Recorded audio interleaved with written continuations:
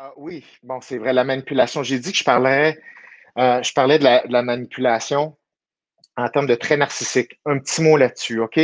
Une personnalité narcissique travaille à mettre un doute. Donc, vous comprendrez que les personnes dépendantes se font manger tout rond par les personnes narcissiques. Les personnes narcissiques sont souvent entourées de personnes avec des traits plus dépendants. Donc,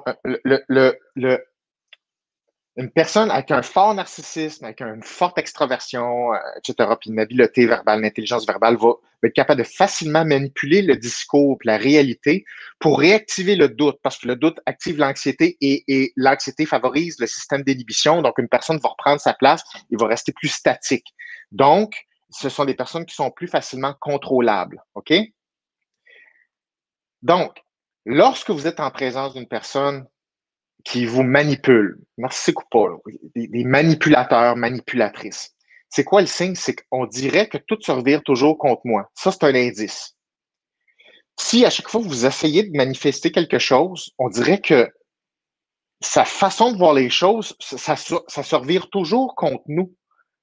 Puis on est comme toujours prêt avec le problème, puis on récupère toujours le doute de soi, puis on est toujours en train de se poser, mais qu'est-ce qui s'est passé? Et on commence à avoir peur de ces personnes-là. Commence à avoir peur de ces interactions-là parce qu'on sent qu'on va sortir en plus piteux état de ces interactions-là que gagnant ou positif. Ça, c'est un signe, OK? Première chose, il faut le remarquer.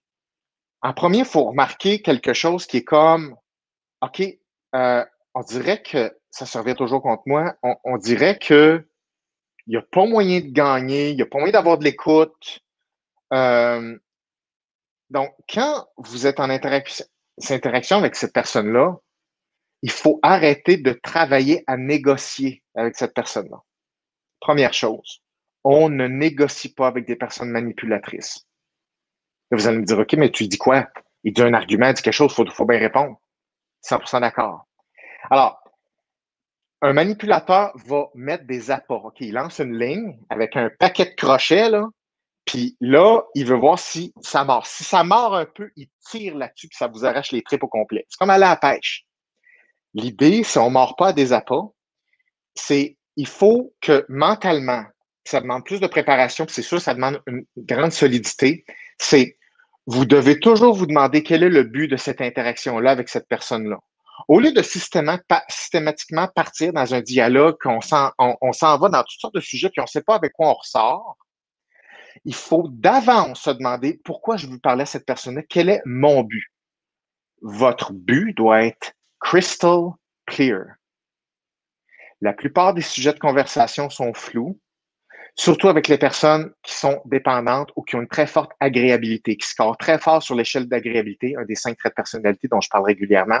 Les personnes qui sont très dépendantes scorent souvent très fort en agréabilité et les personnes qui sont dépendantes et fortes en agréabilité n'ont souvent pas de but clair dans les interactions sociales parce que le cerveau travaille à se faire aimer par l'autre. Être aimé par l'autre, il faut faire le deuil de cet objectif-là. Si vous voulez être sécuritaire et avancer dans votre vie, vous ne pouvez pas travailler à être aimé des autres comme objectif prioritaire dans les conversations. Ça prend absolument un autre but qui est important pour vous et clair et objectif. C'est-à-dire, c'est pas d'être aimé par l'autre, c'est d'aller vers quelque chose qui vous intéresse.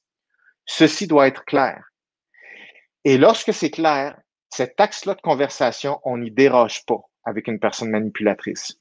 Un, vous allez droit au but. Vous ne vous écartez pas sur des sujets qui ne sont pas directement reliés au but. Fait que si vous une personne manipulatrice, typiquement, elle va tenter des perches, OK, avec toutes sortes d'appâts, puis elle va vouloir vous faire dévier un petit peu parce que ça affaiblit le discours, puis ça augmente le doute, ça part le blender, OK? On ne veut pas ça. Donc, n'importe quel sujet, il faut regarder en premier si vous voulez y aller ou pas. C'est-à-dire, c'est quoi le rapport de ce sujet-là avec l'axe de la discussion puis ce qui vous intéresse? Si vous ne voyez pas de lien, on n'embarque pas. Et là, c'est là où vous pouvez vous sortir de là. Si vous sentez que ça n'a pas rapport, vous pouvez dire, je ne vois pas le rapport avec ce qui m'intéresse dans cette conversation-là, le but. Et donc, vous lui retournez la question et là, vous commencez à faire travailler le manipulateur. Et là, ça commence à être excitant. Mais pour ça, il faut être solide de dire quel est le but, qu'est-ce qui est important, À chaque fois qu'on aborde quelque chose, il faut que ça fasse progresser vers le but. Si on s'écarte dans d'autres choses, vous devez empêcher ce processus-là de dire excuse-moi, pourquoi on parle de ça? Je ne comprends pas ça rapport avec ça. Et vous laissez la personne se recadrer par elle-même. Là, c'est sûr que je vous donne ces pistes-là. Je suis conscient que c'est comme un peu beaucoup théoriquement par caméra de même. Mais sachez que ceux et celles qui veulent aller plus loin, ça s'apprend. Moi, je vous recommande de faire un psychom 1 parce qu'il faut être fort en psychom 1, psychom 2. Ça, c'est sûr, sûr, sûr, sûr. Puis je vous recommande de faire le psychom 1 pratique après. Un coup, vous avez vu la théorie, tout ça, venez faire un atelier de pratique de 2 jours. Choisissez la situation de communication la plus difficile que vous pouvez imaginer, entre autres avec un manipulateur. Puis on va littéralement vous coacher à ça, là, répondre à ça. Et ça va vous donner vraiment un schéma de base sur c'est de même qu'on sort de ces conversations-là qui tournent en rond typiquement. Donc, psychom virtuel, je vous recommande de faire le psychom pratique, psychom 2 en direct et le psychom 2 pratique. OK? Donc, vraiment, pour marteler cette habileté-là, là, de faire face à des situations extrêmement difficiles, évidemment, comme n'importe quel sport, on n'a jamais trop de pratique.